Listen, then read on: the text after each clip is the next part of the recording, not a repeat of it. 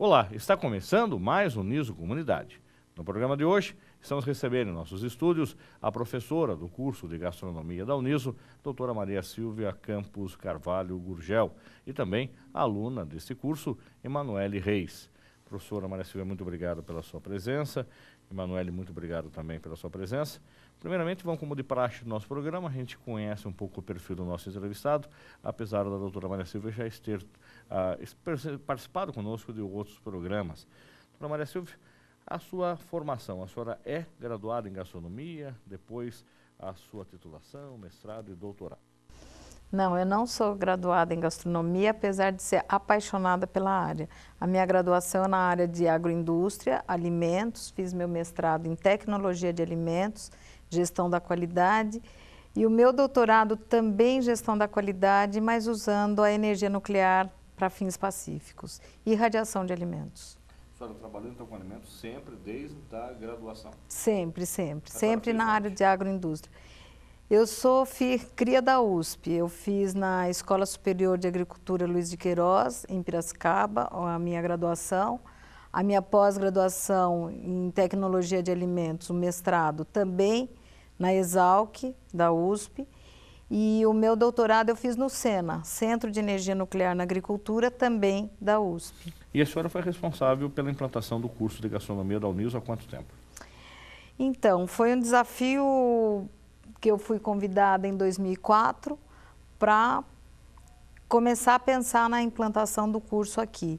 E em fevereiro, dia 5 de fevereiro de 2005, nós inauguramos o curso com uma aula magna de um chefe alemão, Johannes Bayer, na época com a presença do nosso reitor, professor Aldo Vanucci, e desde 2005 o curso está sendo um sucesso aqui na Uniso.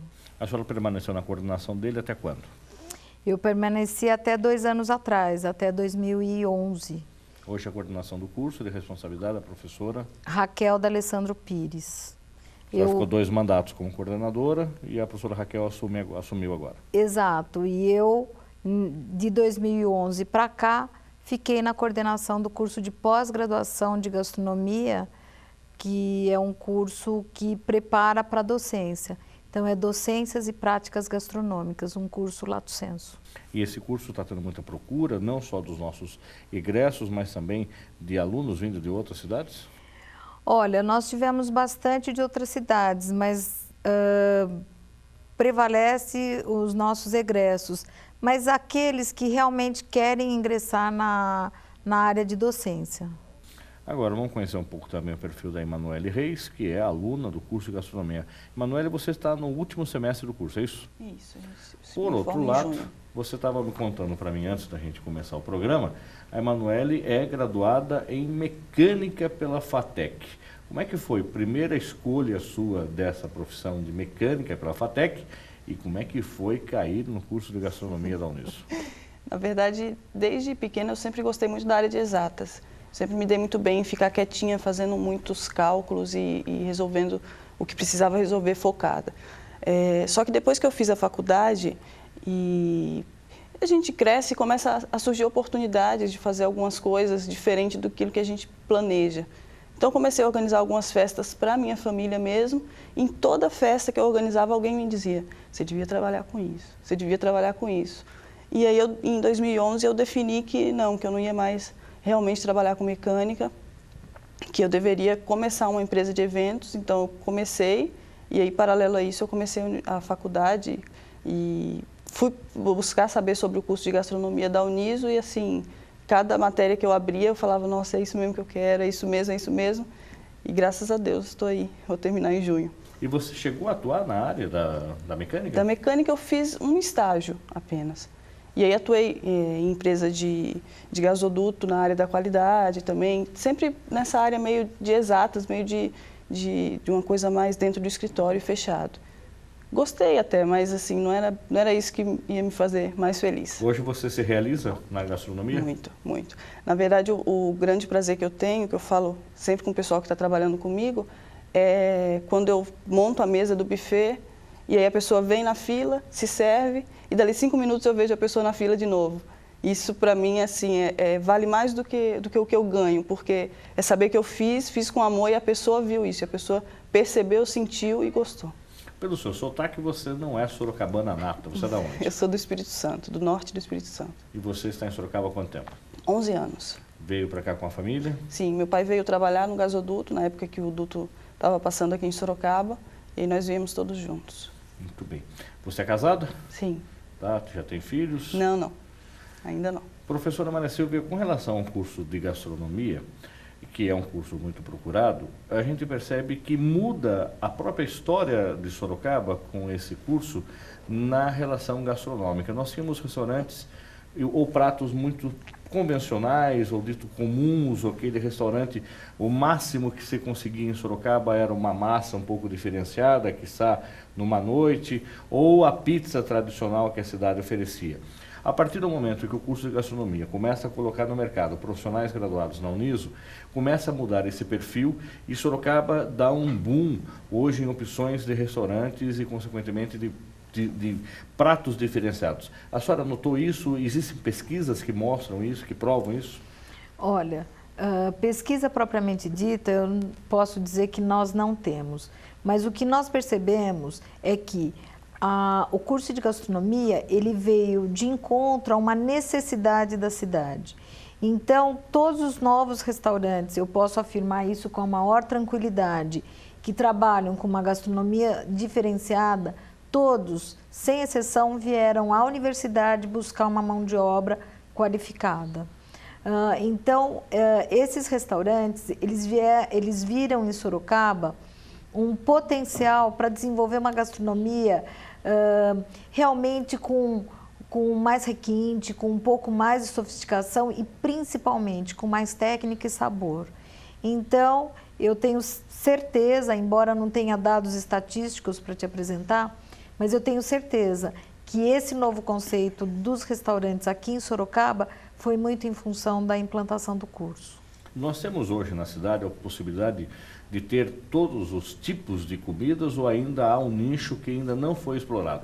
Restaurantes japoneses a gente tem de várias opções, muitos. De massas a gente tem, as pizzarias mudaram muito, tem pizzas muito mais sofisticadas do que as tradicionais e a antiga, se você lembra, fazendo aqui uma analogia, até o Marvadão, que escreve no Cruzeiro do Sul, você é velho de Sorocaba, você é antigo de Sorocaba, você lembra da pizza na pedra, né, que era ali um ponto de referência, o restaurante Xerépel, tá? E aí nós temos um leque hoje de opções de vários tipos, comidas francesas, restaurantes uruguaios que estão abrindo Sorocaba, portugueses. Existe um nicho aí argentinos que ainda não foi explorado? Ah, com certeza. Tem. Com certeza. Eu acho que, por exemplo, na cidade ainda não foi explorada a riqueza da gastronomia árabe, não digo esses fast food de comida árabe, mas ainda a comida árabe não foi explorada, a comida tailandesa, a indiana. Então, essas comidas diferenciadas ainda não tem na cidade. E seriam restaurantes típicos que eu acho que a cidade tem muito potencial para abraçar. Por outro lado, eu acho que a cidade também deveria resgatar e valorizar a gastronomia tropeira, mas num restaurante de ponta. E não esses restaurantes que já estão ficando até um pouco acanhados em termos de serviço, instalação, porque também nós temos essa riqueza que está pouco explorada. E é uma identidade da cidade. Agora, Emanuele, quando você fez a opção pelo curso, ou por que a Uniso? O que te trouxe para fazer? Lógico que você morava aqui, o curso era mais próximo, acredito que também foi um pré-requisito, mas por que escolher a Uniso? Eu abri a matriz curricular e aí eu fui vendo tanto os professores no site da Uniso ele mostra o currículo de cada professor e as matérias. Na verdade, assim, eu fui me apaixonando pelo curso a cada semestre que eu abria. Então, eu nem pensei em olhar outro. Na verdade, eu não procurei outras opções, porque a Uniso, na hora que eu vi todas as matérias, eu falei, é isso que eu quero. Como é que é, no dia a dia do curso, a teoria e a prática, você acredita que ele consegue dosar bem a ponto de você entender os conceitos teóricos indispensáveis para a formação de um profissional, porém a prática também? Hoje nós temos um laboratório que é de primeira linha. Sim, na verdade, assim, a gente que é dessa área que tem essa coisa do laboratório da prática, quando a gente sabe que tem uma matéria teórica, a gente fica, poxa, hoje é dia de teórica, não é de prática, porque a gente quer estar na cozinha, quer estar trabalhando. Por outro lado, a cada aula teórica que a gente percebe a importância dessa aula. Então, a teoria, por exemplo, hoje a gente tem aula de nutrição e de legislação. Na viagem que a gente fez, eu vi muita coisa acontecer que eu falei, preciso conversar com a Silvia, porque são coisas de higiene de alimentos que a gente fala, nossa, não acredito que isso acontece, e que você vê na prática. Então, é uma teoria que é extremamente necessária para uma prática bem desenvolvida. E a matriz curricular, Silvia, quando a senhora desenvolveu essa matriz, foi dosando bem isso mesmo? Veja bem, quando nós idealizamos o curso, nós imaginamos que a principal característica do profissional formado aqui pela Uniso é que seja um profissional não só qualificado na prática, mas que seja um profissional consciente, pensante, para que realmente ele pudesse se lançar e fazer a diferença no mercado. Então, claro que o aluno ele precisa ter prática, mas a prática assim, profissional ele vai ter realmente no mercado, que depois de anos de formado, ele realmente vai ser um exímio cozinheiro, um exímio chefe de cozinha.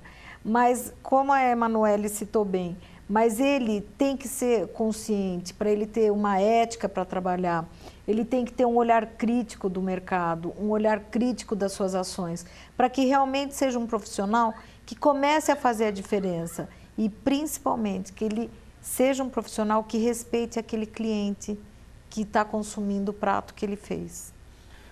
O curso de gastronomia da Uniso, ele mantém convênios hoje com universidades do mundo inteiro e, consequentemente, os alunos aqui, eles aprendem técnicas e acabam tendo a possibilidade de preparar pratos também do resto do planeta. Como é que é esta relação com as outras universidades? Inclusive, a senhora coordena algumas viagens internacionais, já fez uma delas, não é isso? Na verdade, nós precisamos dar oportunidade para o aluno perceber que o mundo não é só o que nós oferecemos aqui, que a gastronomia é um mundo muito maior do que isso e que ele tem um leque enorme de possibilidades. Então, com isso, o curso, através da nossa assessoria de convênios internacionais, ele tem relações com outras universidades, com outras escolas de gastronomia e sempre é oferecido para os alunos. Então, nós temos, por exemplo, na Europa, nós temos nos Estados Unidos, nós temos no Uruguai, na Argentina, no Chile, convênios que sempre que oferecemos para os alunos e sempre que possível, nós levamos esses alunos para fazer alguns cursos de aperfeiçoamento. A senhora teve 14 dias na cidade espanhola de Marbella. Como é que foi essa experiência? Nós temos, inclusive, algumas fotos para ver. Em Marbella, nós levamos alunos, já levamos quase 30 alunos para lá, né? E lá é um novo conceito de gastronomia. Nós não podemos deixar de respeitar a tradição europeia, que é o berço gastronômico, principalmente a França. Então, lá eles conhecem novos produtos, novas técnicas de cozinha e novas técnicas de serviço e apresentação. Então, o aluno que tem oportunidade de ir para fora, ele fica 15 dias dentro da escola, hospedado pela escola, e ele fica em período integral fazendo o curso de gastronomia andaluza, que Marbella fica na região do Mediterrâneo, sul da Espanha, e na Andaluzia. Então, ele tem essa oportunidade de conhecer não só uma nova técnica, mas também novos produtos e nova cultura. Nesses 15 dias de curso, o aluno também tem a oportunidade de ver um pouquinho a produção de alimentos. Então, nós vamos em indústrias de processamento de azeites, né? Nós vamos em vinícolas, Nós vamos visitar também a produção do famoso Ramon, né, que é o Pata Negra. Então, nós vamos ver como é, como não é, para que ele realmente perceba, quando ele estiver trabalhando, ele perceba como que é o produto e como deve ser tratado. Então, eu acredito que seja uma viagem assim, fora o turismo gastronômico que nós fazemos, né? Então, normalmente a gente dá uma escapada até Marrocos, e em Marrocos também para ver. E o que a Emanuele colocou da questão da manipulação, da higiene, do respeito pelo alimento, a diversidade de matérias-primas, eu acho que ele sai com uma bagagem extremamente enriquecida. E a Emanuele teve a oportunidade de fazer algumas dessas viagens internacionais? Eu fui para Quito para participar de um congresso do Gourmand aqui no Sal, que é organizado pela Aregala, que é a Associação de Restauradores Gastronômicos da América Latina, que hoje já se espalha por todo o mundo praticamente. A gente só não chegou ainda na Ásia, mas são 35 países que já são associados à Aregala. Então nós tivemos lá uma semana na cidade de Quito. E o que você aprendeu lá? Olha, lá a gente, o que foi assim, aprendido foi a vivência realmente na cozinha, num evento do tamanho do Gourmand, com 20 países participando, muita gente, muitos alunos também. Então, a gente ajudou bastante os chefes brasileiros. E nas classes magistrais que a gente conseguia assistir, quando a gente não estava na cozinha, é muita técnica. Então, tinha francês, tinha italiano. As técnicas europeias, a gente conseguiu pegar bastante coisa. Sem contar que essa coisa da realidade, assim, do que a gente estuda, de repente, em higiene de alimentos, em legislação, e você vê acontecer exatamente diferente algumas coisas que não deveriam nas cozinhas, nos restaurantes que a gente vai visitar, situações que a gente, de repente, acha que é só teoria, que só está lá no quadro, mas não, que é realidade mesmo, que é a realidade do mercado, infelizmente. Nós vamos para um rápido intervalo, voltamos já já, falando de gastronomia aqui no Niso Comunidade. Não saia daí.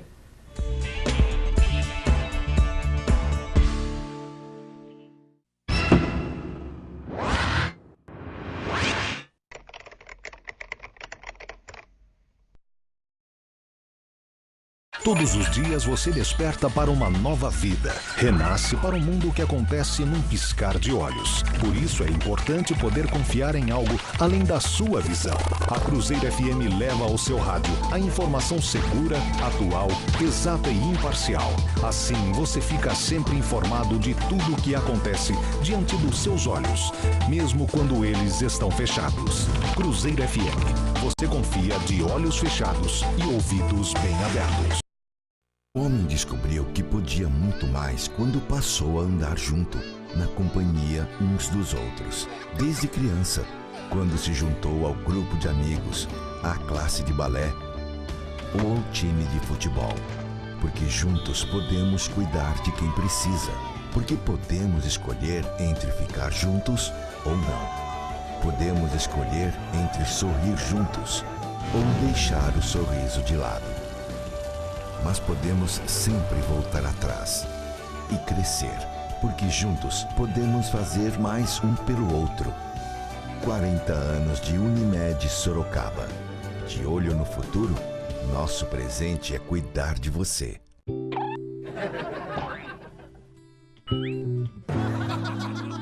Tá achando graça?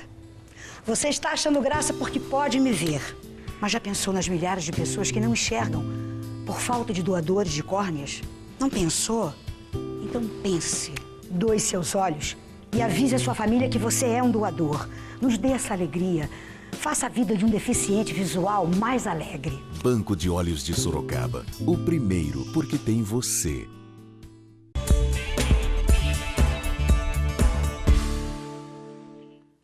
No programa de hoje, estamos recebendo em nossos estúdios a professora do curso de gastronomia da Uniso, a doutora Maria Silvia Campos Carvalho Gurgel, e também a aluna do curso, Emanuele Reis.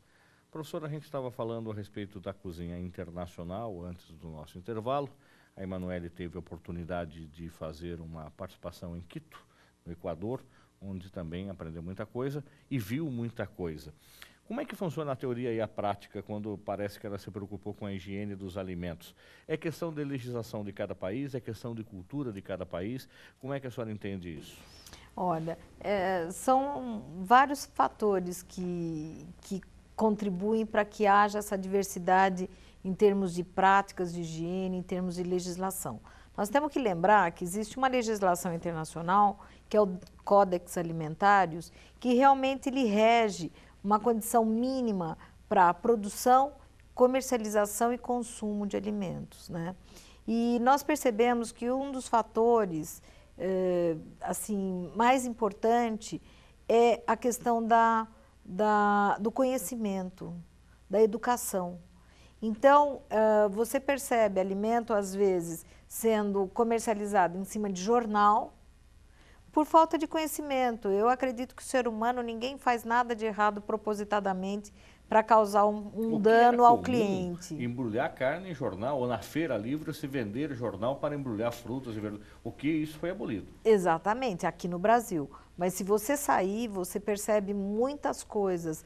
Por exemplo, na França, que é um país desenvolvido, simplesmente o pão você coloca num pedacinho de papel e esse pão vem na mão ou embaixo do braço. E você pega metrô com esse pão embaixo do braço ou na mão. Então, veja, isso daí é uma falta de normas e critérios para você respeitar o seu cliente, para respeitar quem está consumindo. Então, eu acredito assim, que é falta de informação, inclusive no Brasil, nós percebemos que o uso indiscriminado de agrotóxico, manipulação errada com os alimentos, é falta de conhecimento, certo? Segunda coisa, acho que o fator econômico mexe bastante, ou a pressão de vender mais agrotóxico, vamos dizer assim, ou então a questão econômica de que você não tem acesso a se instruir, não tem acesso a novas informações e acaba tendo esse problema. Eu acho que o Brasil, entre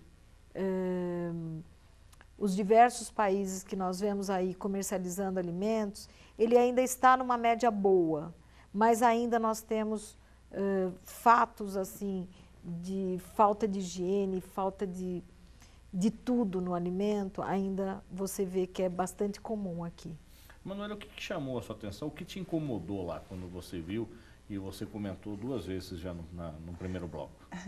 Na verdade, assim, a manipulação dos alimentos propriamente dita. Então, muitas vezes eu cheguei a ver pessoas entrarem na cozinha e não olharem para a pia para lavar a mão e ir direto fazer o que precisava fazer.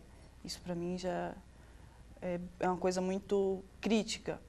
E aí, a gente teve a oportunidade de visitar um restaurante de comida típica, e uma comida deliciosa, diga-se de passagem, porém no dia seguinte nós tínhamos 10 chefes sendo hospitalizados com remédios, e até eu mesma não cheguei a ser hospitalizada, mas passei muito mal durante o dia seguinte. Outros colegas da delegação do Brasil também passaram mal.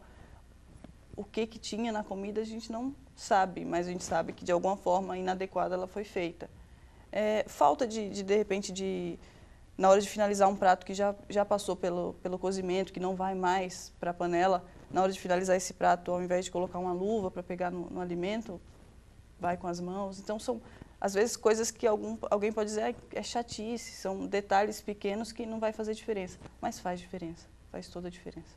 Agora, Maria Silvia, quando a gente fala em alimentos e bebidas, e consequentemente dessas normas, tendências, técnicas, está se respondendo por um código internacional, que você falou que existem umas recomendações internacionais com relação a isso.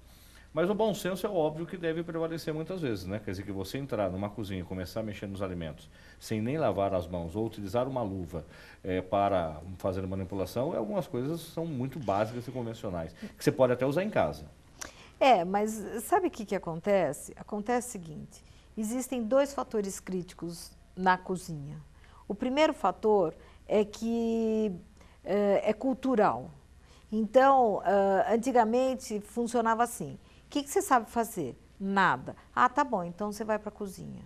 Então, aquele menos qualificado ia para a cozinha Porque como o alimento ou a alimentação, ela é primordial e é necessária para qualquer ser humano, então se imaginava que a pessoa teria alguma relação com o alimento e que ela poderia trabalhar na cozinha. Então, historicamente, os menos qualificados iam para a cozinha. Outro fator importante é o seguinte, nem todo mundo sabe que o alimento é um dos grandes veículos de envenenamento ou de transmissão de doença para o ser humano. Então, achei interessante o que a Emanuele colocou, a comida estava maravilhosa, mas no dia seguinte passaram mal. O que acontece? A transmissão de doenças via alimentos, ela não dá nenhum tipo de alteração ou ela avisa que o alimento está contaminado, você percebe no dia seguinte. Então, o alimento continua gostoso, com uma boa aparência, ele tem um aroma maravilhoso, tudo está perfeito, mas ele está contaminado, está transmitindo uma doença alimentar. Então, eu acho que esses dois fatores são muito complicados ainda, certo? Quando ela fala da legislação, é que eu trabalho muito e eu sou chata com isso. Então, técnicas de como lavar a mão, tipo de produtos para lavar a mão, como armazenar o alimento, como controlar pragas para que você não tenha problemas de contaminação. Até hoje, eu digo, estado de São Paulo, que é o estado mais desenvolvido do país, nós tivemos ano passado morte por leptospirose, ou seja, alimento armazenado onde passa ratos. Nós tivemos mortes ainda por botulismo, nós ainda temos problema de salmonela, nós ainda temos problemas de coliformes fecais no alimento, por falta de instrução, por falta de, às vezes, um programa do governo para instruir melhor as pessoas, mas, infelizmente, nós temos uma mão de obra que acha que eu não estou vendo, minha mão está limpa e vai que vai. Eu já vi uma vez uma cozinheira preparando ali no fogão um alimento e ela estava fumando. Eu já vi isso. Se a cinza caía dentro do alimento ou não, fica aí a nossa dúvida. Mas a fumaça com certeza estava indo para o lado do cigarro. Ah, com certeza, com certeza. Eu já vi gente cantando, fazendo comida, falando em cima do alimento, quer dizer. Então, é uma preocupação que nós temos. Ainda estamos engatinhando, mas eu acho que já caminhamos um pouco.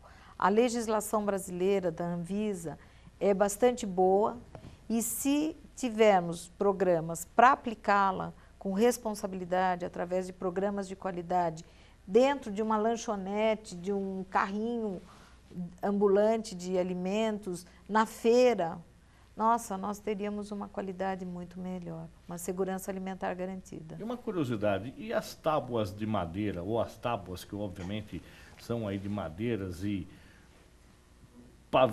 a vida toda se usou tábua de madeira e hoje se renega essas tábuas de madeira, não use mais para fazer o corte e manipulação dos alimentos nessas tábuas. Realmente são contaminadas e elas são passíveis de contaminação. O que isso gera? E pior ainda, a gente vê as receitas para limpar essas tábuas. Ponha álcool e toque fogo, depois obviamente de você lavar com água e sabão, deixe no sol porque ela vai secar, ou a última que eu vi agora, passe água oxigenada que resolve. O que acontece é o seguinte, a madeira, ela não é a madeira que contamina. O que contamina é a dificuldade de higienização dessa madeira, tá? Porque a madeira, ela tem poros abertos, ela absorve produtos. Então, veja, você não pode ficar usando produtos como água oxigenada, usar produtos químicos que ela vai absorver e, aos poucos, ela vai eliminando, soltando no alimento. Então, isso é proibido. Outra coisa, antigamente se fazia raspagem da madeira, se lixava essa madeira quando estava já bem ruim, se colocava álcool e fogo. Só que o que acontece é o seguinte, mesmo assim, ela é um foco de contaminação, o que nós chamamos de contaminação cruzada. Contaminação cruzada é quando você não tem garantia de higienização de um utensílio e esse utensílio vai contaminar um alimento 100% que já estava higienizado. Então, é uma forma de contaminação cruzada. Então, hoje, ela é absolutamente proibida, a madeira. Então, o martelo de madeira, a tábua de madeira, os cabos de madeira de facas. Então, a madeira, aquele socador de especiarias, alhos, a gente colocava várias especiarias, ervas, também tal. O recipiente era também de madeira. Tá? Tanto o pilãozinho, como socador de paçoca, não sei o que era de madeira, tudo isso está abolido. Mas não é assim, a madeira é um contaminante, a madeira é difícil de higienizar. Então isso não é só na área industrial, isso também significa lá em casa. Com certeza, hoje ninguém, quer dizer, ninguém é uma coisa forte, mas não deveria usar madeira. Então aquela colher de pau famosa, não sei o quê, é muito complicada a higienização. Além do mais, a madeira já foi constatado que a madeira, com o desgaste dela, ela pode soltar algumas ferpas. E, infelizmente, eu conheci um caso de uma pessoa que com madeira teve uma perfuração intestinal e morreu de septicemia. Então, ainda tem esse detalhe, que a madeira, você não percebe, mas pode soltar algumas ferpas, algumas coisas. Então, é tirar da cozinha. Tábua de vidro, ou a base de vidro, tirar o termo tábua, de vidro ou aquela outra base? É placa. Placa Isso, de placa vidro. De corte. Você pode ter de vidro, você qual é o pode... material? De é um plástico, poliuretano. Poliuretano. Então, qual que deve ser usada? A que você se sentir melhor. O problema do vidro é que ele prejudica um pouco o corte da faca. Nem todo mundo acha tão legal, você entendeu? Agora, se for faca de cerâmica, você não tem problema de corte. Mas as facas normais, que nós temos a lâmina de aço inox, elas vão melhor na placa de corte de poliuretano. E essa placa também, para fazer higienização, o que é? Convencional, lavagem convencional, com água cloro. E sabão? E cloro, alguma coisa assim. Por mais que ela, às vezes, ela fica manchada, professora Maria Silva, o que é isso? É falta de higienização correta ou não? Não, não é higienização. Muitos alimentos têm corantes naturais que podem manchar essa placa, tá? Uma dica, eu faço na minha casa, uma vez por semana eu deixo de molho no cloro. Ela fica nova e perfeita. Então, mas essa mancha é corante. Então, é corante natural. Então, se você cortar alguma coisa que tem uma cor... Por exemplo, se você for picar uma salsinha, ela fica esverdeada. Uhum. Então, só colocar no cloro e você tira, mas não é contaminação, é mancha. Emanuele, com relação à sua opção do seu paladar e do que você hoje gosta mais de preparar de alimento, qual é a sua linha? É os nossos pratos típicos ou os pratos típicos que você trouxe lá do Espírito Santo? O que você curte mais preparar? O que as pessoas pedem para você preparar? E lembrando que você também tem hoje uma empresa de eventos e você presta esse tipo de serviço já profissionalmente. Sim. Na verdade, assim, o que eu sempre preparei muito bem, mesmo antes da universidade, foram doces, sobremesas de todos os tipos.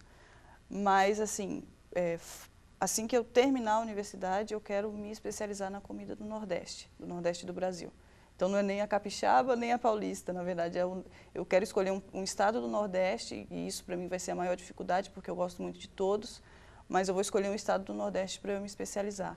Eu gosto muito, muito da comida nordestina brasileira, a comida típica mesmo, aquela que me dá muito orgulho de agora a gente lá em Quito, fazendo essa comida, para mim é um orgulho assim inenarrável. E na sua empresa, como é que funciona? O que faz a sua empresa de eventos? A gente, eu trabalho com dois tipos de serviço, na verdade. Tem aquele cliente que ele vem e ele quer que eu dê um cardápio padronizado para ele pagar determinado valor. E já tem o outro cliente que é a proposta que eu gosto mais de fazer, que vai desenvolver junto comigo um cardápio, dentro do que ele quer, dentro do plano de evento, dentro do que ele sonhou, de repente, para aquele evento. Sábado, agora mesmo, eu tenho um aniversário de 80 anos de uma pessoa e ela quer fazer anos 50. Então, o cardápio vai ser todo no estilo anos 50. Vão ser sanduíches, milkshakes, banana split. Vai ser, assim, é exatamente o que eu quero para a empresa Emanuele Reis, que é esse desenvolvimento, é essa coisa personalizada. Então, o que você quer para a sua festa? Não tem um padrãozinho para seguir, vamos seguir o que é a sua vontade. Isso você serve no mínimo de quantas pessoas e até quantas pessoas você acredita que hoje você tem um potencial para fazer um trabalho de boa qualidade?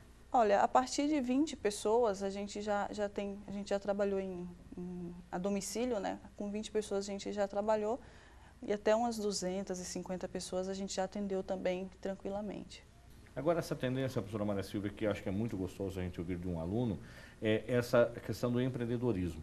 Então, o curso de gastronomia, ele não prepara só o profissional que eventualmente vai ser empregado ou funcionário de um restaurante. Prepara também o aluno que tenha esse perfil empreendedor. E são muitos os casos? Olha, são muitos, são muitos. Realmente, assim...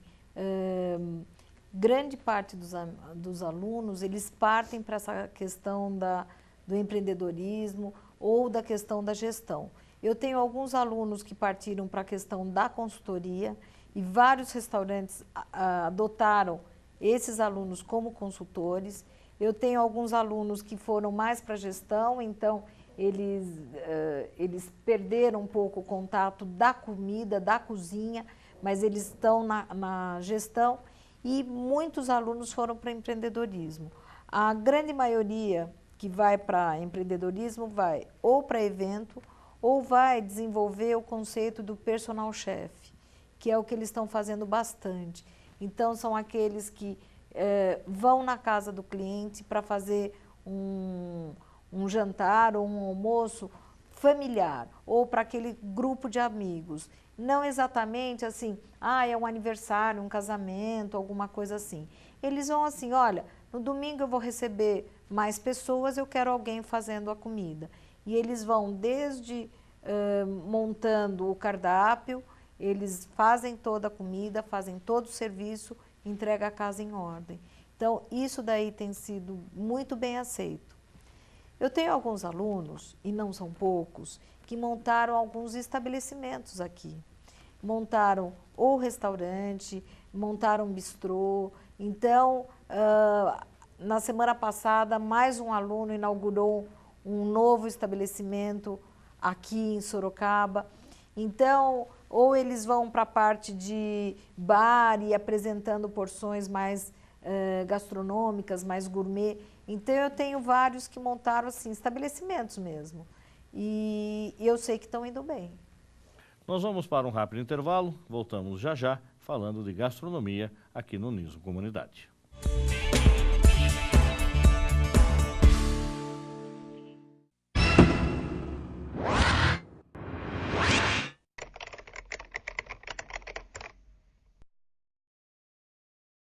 Todos os dias você desperta para uma nova vida. Renasce para um mundo que acontece num piscar de olhos. Por isso é importante poder confiar em algo além da sua visão.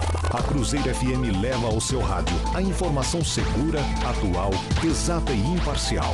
Assim você fica sempre informado de tudo o que acontece diante dos seus olhos, mesmo quando eles estão fechados. Cruzeiro FM. Você confia de olhos fechados e ouvidos bem abertos.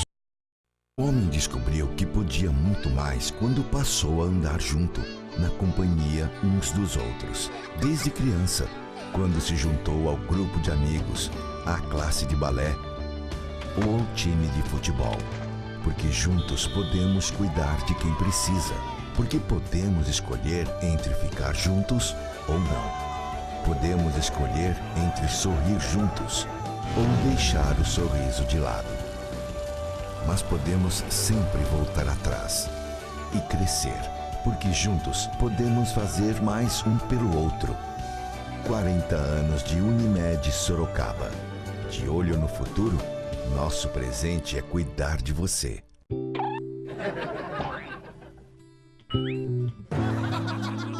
Tá achando graça? Você está achando graça porque pode me ver. Mas já pensou nas milhares de pessoas que não enxergam por falta de doadores de córneas? Não pensou? Então pense. Doe seus olhos e avise a sua família que você é um doador. Nos dê essa alegria.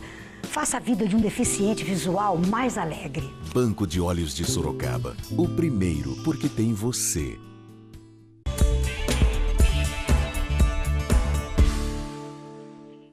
No programa de hoje, estamos recebendo em nossos estúdios a professora do curso de gastronomia da Uniso, doutora Maria Silvia Campos Carvalho Gurgel, e também a aluna do curso, Emanuele Reis. Emanuele, você estava falando da sua preferência gastronômica e, consequentemente, essa adequação de cardápio que os clientes fazem. A professora Maria Silvia falou do personal chefe, que faz esse tipo de evento, que você falou para mínimo de 20 pessoas. Saem muito caros esses eventos ou você... como é que é a relação? Tem duas situações. Você adequa ao valor do orçamento do cliente ou também tem aquela opção, você dá um cardápio que para você é mais satisfatório, você sente que... E aí você faz o valor do serviço. Na verdade, tudo a gente desenvolve a partir da conversa com o cliente. Então, eu não tenho, assim como eu não gosto de trabalhar com um cardápio padrão, eu não tenho valor padrão.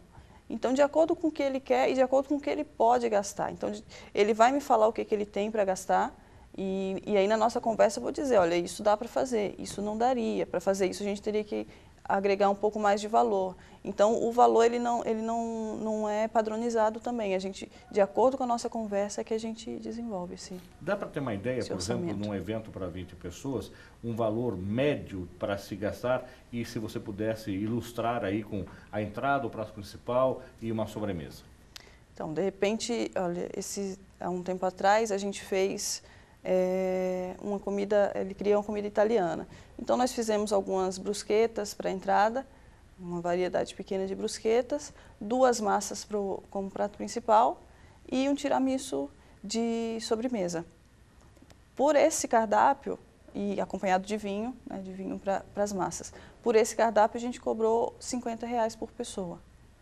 Então, assim, eu considero um valor adequado, porque eu consegui fazer o evento e consegui ter um determinado lucro.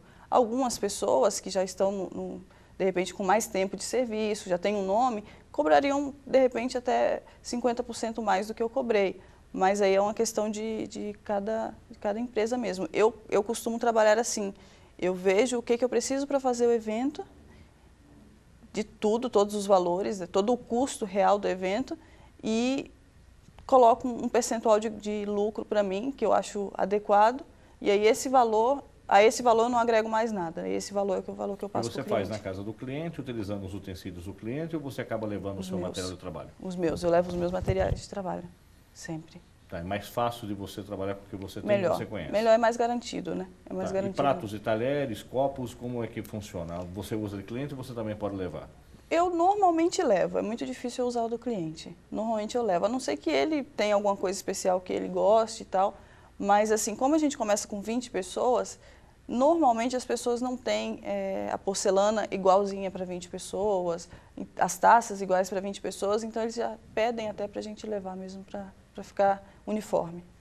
Professora Maria Silvia, a gente percebe também que, consequentemente, abre um outro mercado paralelo ao da gastronomia, esse mercado de bens, de utensílios e equipamentos utilizados. Alguns alunos já começam a pensar em ter esses equipamentos disponíveis para locação, ou se tem o próprio equipamento, no caso da Emanuele, ou outros que têm essa estrutura. Como é que funciona isso? Sorocaba hoje está bem servida de empresas que prestam esse tipo de serviço? Não. Não está muito bem servida, não. Mas, assim, os alunos, então, o mercado ele se divide em vamos dizer, em duas áreas, né? O primeiro segmento seria a venda de utensílios, né? Então, realmente, assim, o mercado de utensílios tem crescido bastante.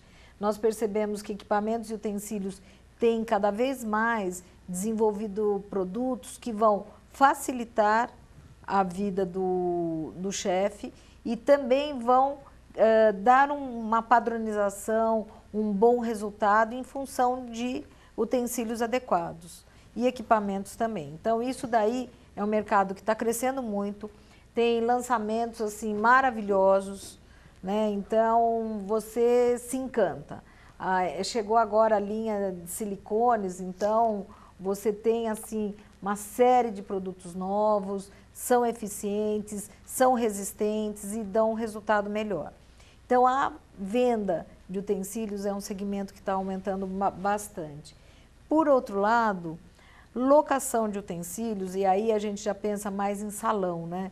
Então, pratos, talheres, taças, toalhas, guardanapos e alguns equipamentos como rechô, como um samovar para servir um café, não sei o quê. Sorocaba ainda deixa bastante a desejar. Você tem uma linha extremamente comum para fazer a locação, você não dispõe de várias opções de locais para locação, mas ainda que eu tenha conhecimento, nenhum aluno foi para essa área. Porque o aluno de gastronomia, ele não quer isso. O aluno de gastronomia quer fazer a comida, né? Então, a locação pode ser um braço até do negócio dele, mas não vai ser o foco principal. Com relação à harmonização, a Emanuele acabou de falar desse exemplo que ela deu, desse jantar italiano, a harmonização com os vinhos. E nós estávamos falando das viagens internacionais que o curso também disponibiliza através da Agência de Relações Nacionais e Internacionais da Uniso, dessa assessoria. Por outro lado, nós temos a possibilidade do aluno que eventualmente não tenha recurso para uma viagem internacional, a possibilidade de conhecer no próprio país uma gama enorme também de opções no território nacional, e a senhora também leva para conhecer os vinhos nacionais. Normalmente também se faz essas viagens para o sul. Como é que está o nosso vinho hoje perante aos vinhos internacionais? Estão de boa qualidade? Cada vez melhores. Eu acho que o Brasil, embora não tenha um hábito de consumo de vinho, vamos dizer, o brasileiro ele ainda não incorporou o vinho como a bebida, que ele sabe harmonizar a bebida, que ele tem o hábito de consumo, enfim, ainda não é a bebida preferida do brasileiro. A nossa produção de vinho cada vez está maior e melhor. Apesar da diversidade de clima que nós temos aqui, nós estamos conseguindo ter produções de uva de bastante qualidade, tá? E essas uvas estão resultando em vinhos nobres, em vinhos muito bons. Nós temos que perceber assim que hoje no mundo as uvas estão passando por um período meio complicado, porque o clima está mudando em grande parte do mundo e a uva não gosta disso não. Então nós percebemos que as videiras elas estão sofrendo com um pouco do aquecimento global, estão sofrendo com essas chuvas fora de época, mas mesmo assim o Brasil está conseguindo produzir uvas de qualidade das viníferas europeias, então são castas nobres de uvas para a fabricação de vinhos. E tem uma coisa que é interessante, as nossas uvas aqui já são mais antigas, então estão produzindo uma qualidade sempre melhor. Agora, dependemos sempre do clima, né? Mas o vinho brasileiro pode tomar que ele anda muito bom. Emanuele, como é que funciona nas aulas teóricas e práticas essa questão da harmonização dos pratos?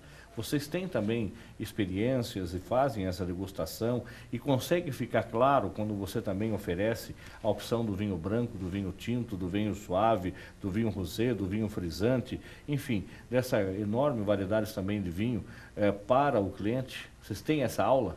Temos. A gente tem no quarto semestre de gastronomia, a gente tem uma aula chamada Bar e Enologia, que é justamente trabalhar isso. A gente conhece um pouco do que é o bar, dos tipos de bar, e aí a gente já entra na parte das bebidas propriamente ditas. Então, há o momento em que a gente conhece as bebidas, há um outro momento que a gente vai tentar harmonizar, ver o que fica melhor. Essa harmonização é feita de forma prática, então nós mesmos comemos a massa, experimentamos o primeiro vinho, experimentamos o segundo, para ver o que combina melhor com cada prato. E a gente tem um semestre já focado nisso para que a gente consiga desenvolver. É claro que para você conseguir realmente ter essa desenvoltura, é experiência, é trabalhar lá no dia a dia.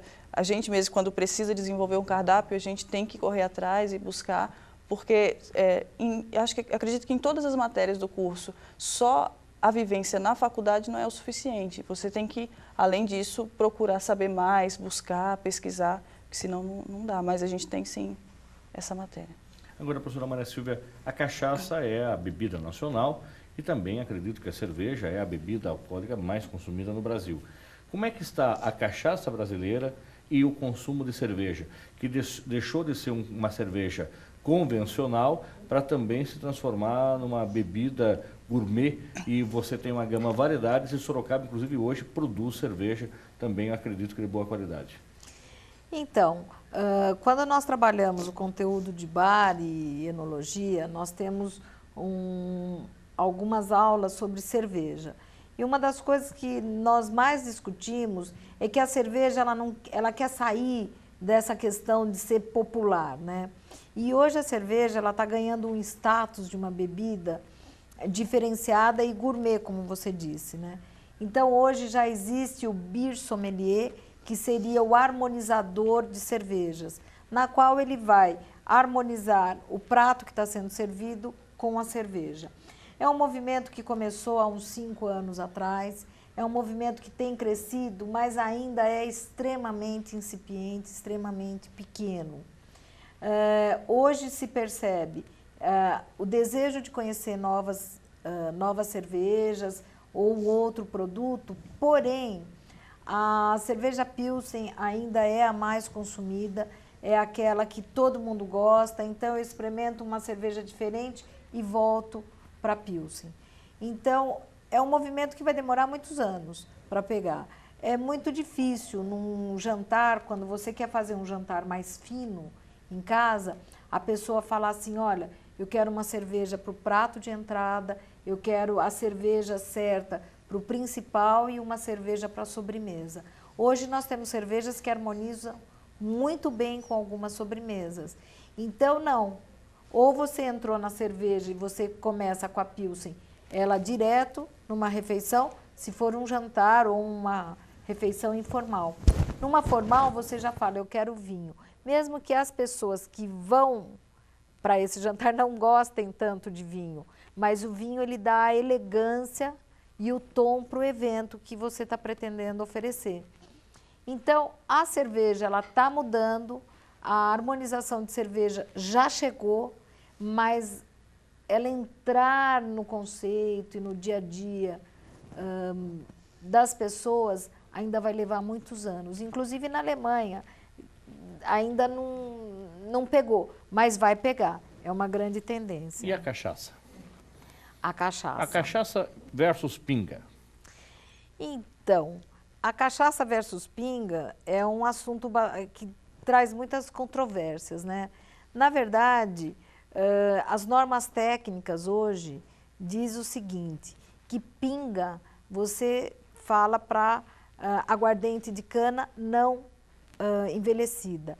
E a cachaça, a princípio, é a mesma aguardente envelhecida em barris de carvalho. Porém, existe uma briga, até hoje não resolvida, para a mudança da norma técnica.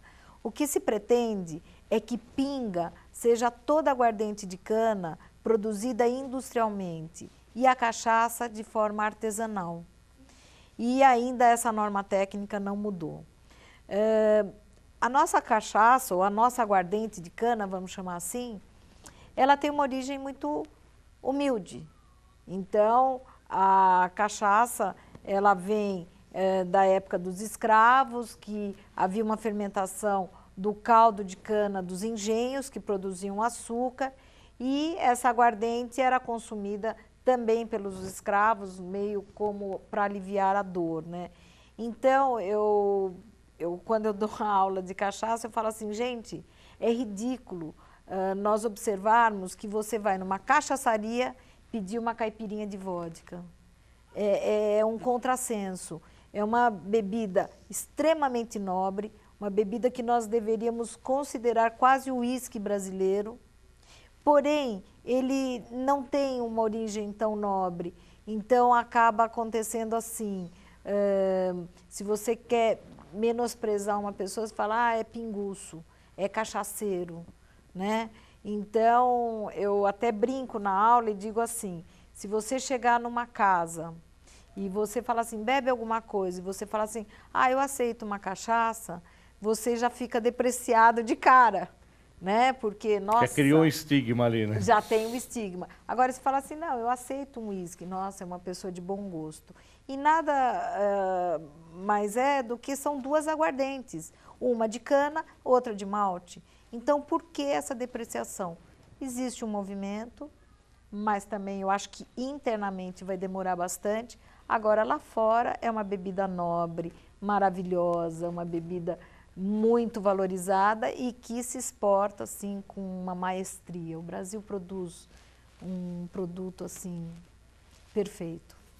Emanuele, gostaria de agradecer a sua presença no nosso programa, desejar sucesso para você na sua carreira, na sua empresa e vamos disponibilizar aí um e-mail que você tenha para que o nosso ouvinte, nosso telespectador que está nos acompanhando, possa conhecer um pouco mais você e até a sua empresa. Como é que faz para entrar em contato? Pelo Facebook, Emanuele Reis, ou pelo e-mail contato@emanuelereis.com.br. Tá, muito obrigado, professora Maria Silvia, como de praxe também, um e-mail de contato para quem está nos acompanhando, para que possa tirar alguma dúvida, conversar com a senhora, convidá-la para dar uma palestra, ou mesmo vir também na Uniso, independente da coordenação do curso, acredito que a senhora esteja à disposição, até para a pós-graduação obter outras informações. O meu e-mail é Silvia, com Y no primeiro I, silvia.gurgel@prof.uniso.br. Estou sempre à disposição. Tá certo, muito obrigado. O programa Uniso Comunidade termina aqui. Se você tiver alguma sugestão para o programa, envie para unisocomunidade@uniso.br ou também na nossa fanpage no Facebook. É o programa Uniso Comunidade. Agradecemos a sua audiência e até o próximo programa. Até lá!